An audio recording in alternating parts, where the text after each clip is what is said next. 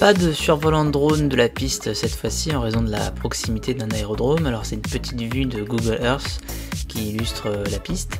On se retrouve à Bru, près de Rennes, à 22 pilotes. C'est une piste qu'on connaît pas beaucoup. Je suis venu il y a 5 ans avec l'association, mais on n'a pas roulé régulièrement. Les cartes ont un petit peu vécu, la piste est un petit peu endommagée, mais c'est un circuit sympa sur lequel les courses ont toujours été animées. Donc il y a 2 groupes de 11 pilotes, et là je vais partir sur le groupe A. Donc on a un départ compliqué, avec Clément qui me passe avant le premier virage. Je me retrouve 4ème. Je récupère un kart qui a bien performé, mais là ce mauvais départ complique un petit peu mes chances. Donc il y a une vue de Guillaume qui est juste derrière moi. On voit quand même que c'est assez serré. On a André qui filme depuis les tribunes. Et j'alterne un petit peu entre les différentes prises de vue pour voir un peu les échauffourées.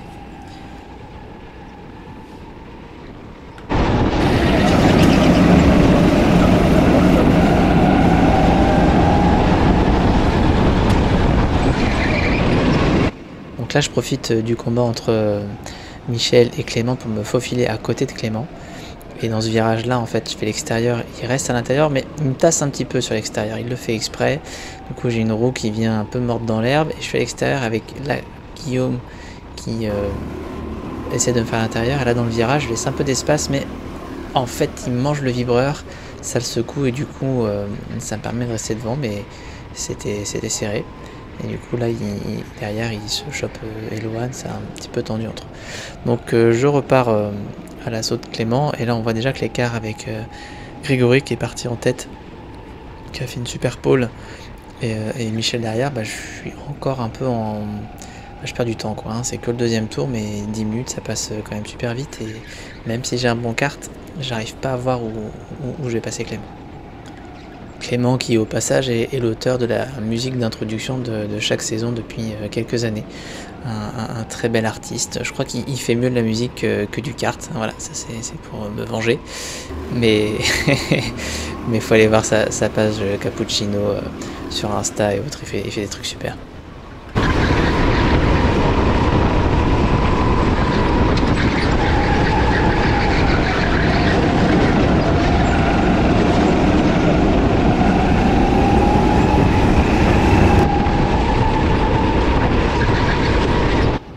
Et là Clément rentre un peu fort dans le virage et je profite de sa petite erreur pour arriver à le passer, ce qui était quand même pas une mince affaire. Il était rapide, donc un petit coup de chance là-dessus. Donc j'ai le champ libre, et donc maintenant il va falloir que je vois un peu mes capacités à remonter sur les pilotes de devant.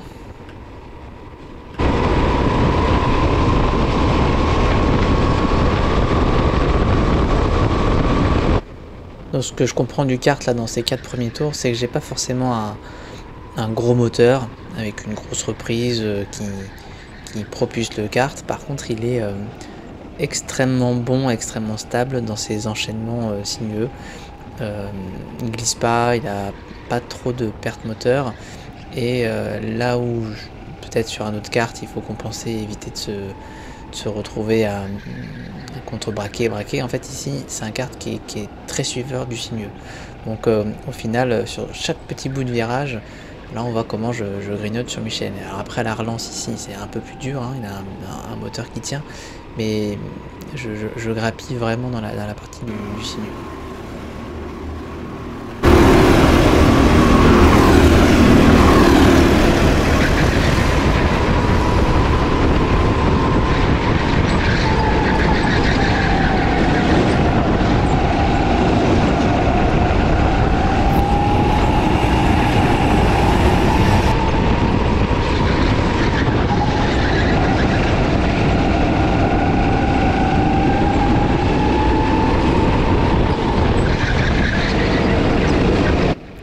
Là, je viens de voir que Michel est vraiment en galère avec son kart. Je sais que je vais pouvoir le passer, mais il faut vraiment que je choisisse le bon moment. parce qu'il occupe bien la piste et qu'il faut pas faire un attentat non plus. Donc je sens que j'ai vraiment un rythme bien supérieur, mais que il faut vraiment que je porte mon attaque au bon moment.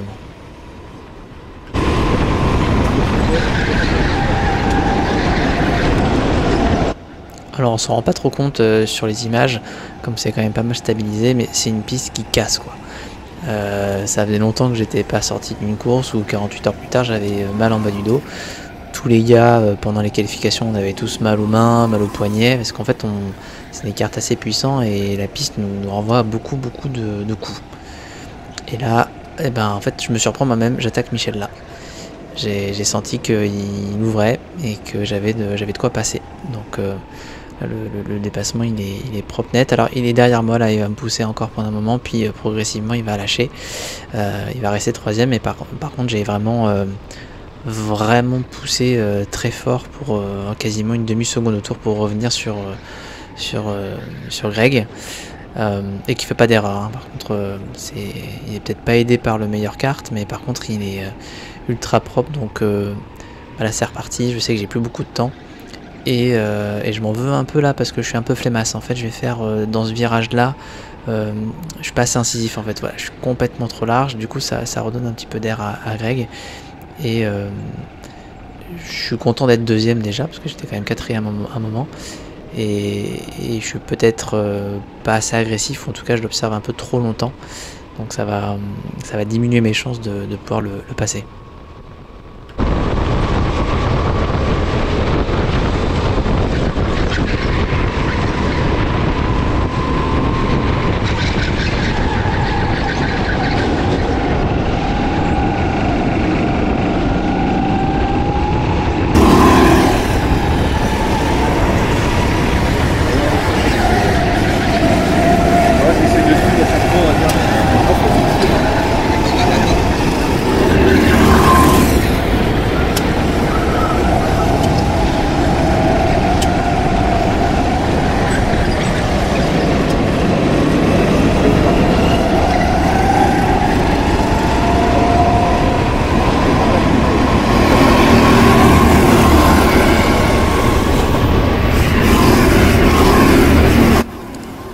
Donc là c'est l'entame du dernier tour, il le fait vraiment avec une bonne avance, et là je me dis que je vais avoir du mal à le passer. Je vois pas trop le différentiel de vitesse qui me permettrait de le dépasser. Il y a quasiment l'espace de deux cartes entre nous, donc bon, je me dis que c'est plié. Puis il va faire une petite erreur, ce qui fait que je vais d'un coup recoller. Et là il glisse là, et en fait je fais la même que Michel, mais je pars d'un tout petit peu plus loin, ce qui fait que je suis un peu large. Et là je vous laisse regarder le final.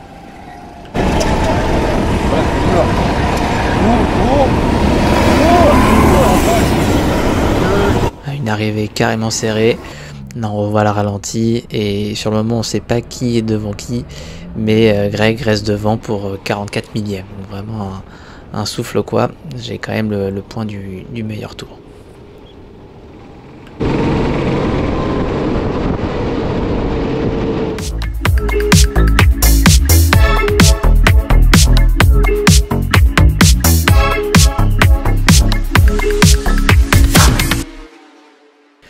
Alors les différentes manches ont pris pas mal de temps, et pour la finale en fait la pluie s'est invitée dans la course. Donc là on part sur un tour de reconnaissance, et très clairement j'ai fait cette piste il y a 5 ans sur une piste séchante et j'ai aucun point de repère. Là je suis déjà à deux doigts de me foutre dehors, d'être passé dans la flaque d'eau.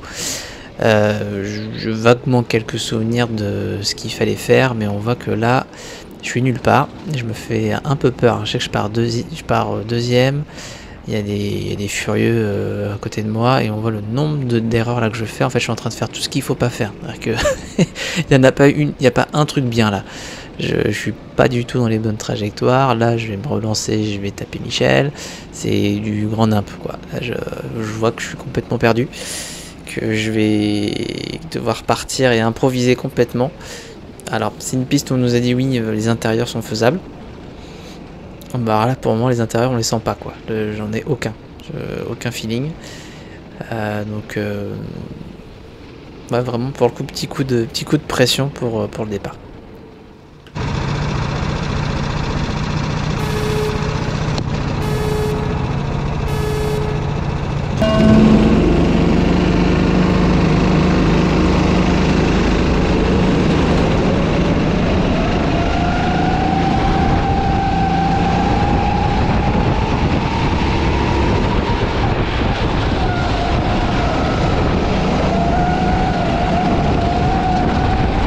Alors, Michel l'a joué fine, hein, il est resté à l'intérieur, imité par Samuel.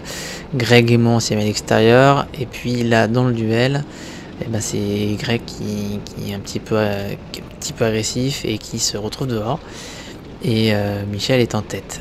Et puis là, il y a un pace kart que Michel ignore complètement. Il lui fait un bel intérieur, sans doute pense-t-il que c'est un candidat à battre. Et du coup, il continue sa course. Donc sur le moment, on comprend pas trop ce qui se passe. On a compris que la course était interrompue. Et en fait, il y a Fred qui a calé sur la piste de départ. Donc le patron, en bon professionnel, et puis avec un bon esprit sportif, à relancer la course. Donc du coup, on va se replacer. Mais voilà, Michel a cru qu'il allait gagner la course là. Bon voilà, donc le deuxième départ est relancé, mais finalement ça laisse un petit avantage à Greg parce qu'il avait vu ce qu'il fallait pas faire et va en tirer une bonne leçon pour le nouveau départ.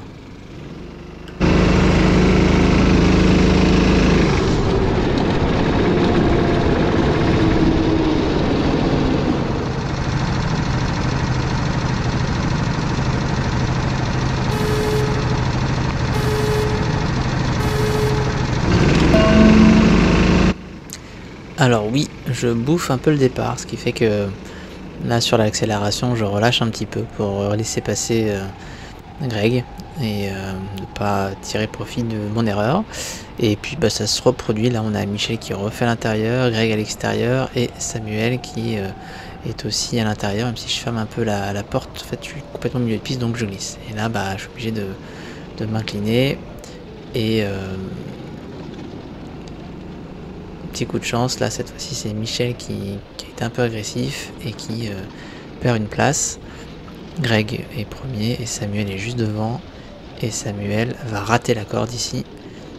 Ici il y a vraiment un vibreur vraiment très moche, hein, mais qui permet en fait aux cartes de bien tourner et donc j'ai réussi à prendre les devants. Donc là on est assez prudent, je vois Greg il prend l'extérieur pendant que là Samuel tente un intérieur.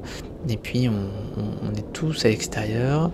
Là derrière ça se resserre un peu en tas. J'ai Michel qui fait l'intérieur qui me touche. Mais j'ai réussi à ne pas sortir de la piste. Et là Greg il a pris quand même déjà pas mal d'avance. Et puis en fait le mal est déjà fait. Parce que lui il va être super à l'aise. Il va tout de suite trouver ses marques. Et creuser l'écart pendant que moi je vais un peu me chercher. Et là on a déjà fait un saut dans le temps de 6 tours.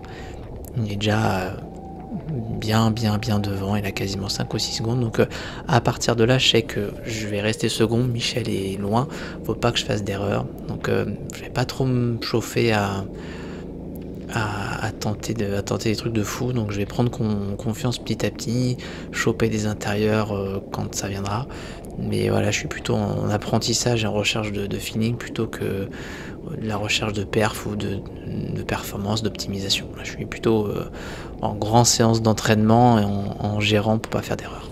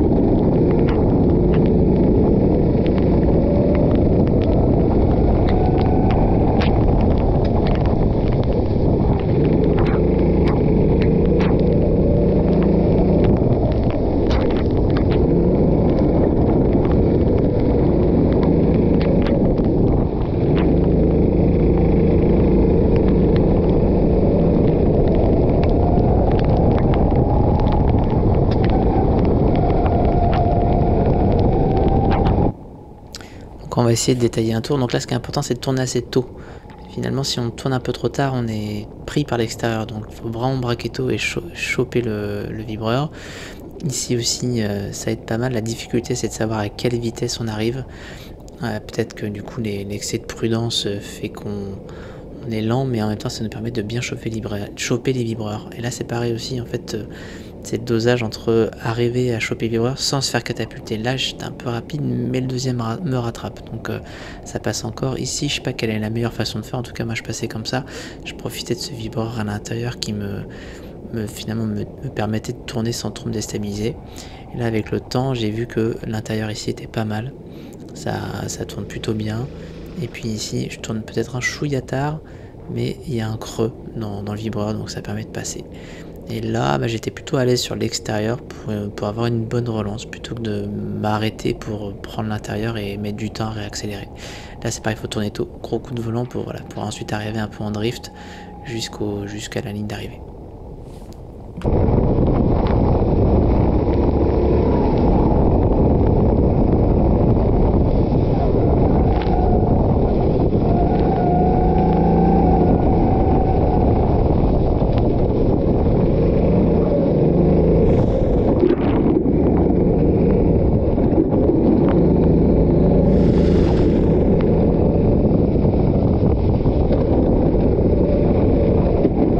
Moi, à ce stade, comme beaucoup d'autres, je suis recouvert de flotte et de boue.